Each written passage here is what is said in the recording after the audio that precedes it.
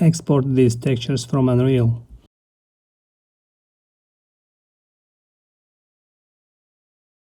In MotionBuilder, expand materials and delete everything inside. Let's insert a new material and rename it as shirt. Drag the new material into the suitable mesh in the viewport. Set a color to your liking. Add another material and change its name to jeans. Apply it to the appropriate mesh. Assign a color. Let's display textures and shaders for jeans. Insert one more material and rename it to shoes. Drag and drop it to the shoes mesh. Set a color and modify other properties if you want. Let's make the body, hands and head selectable. Add these textures into the scene. Take body base color PNG, drag and drop it into the body mesh.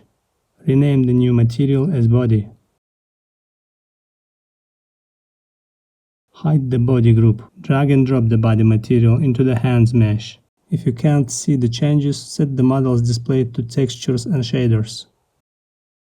Grab face color main load PNG and drag and drop it to the head.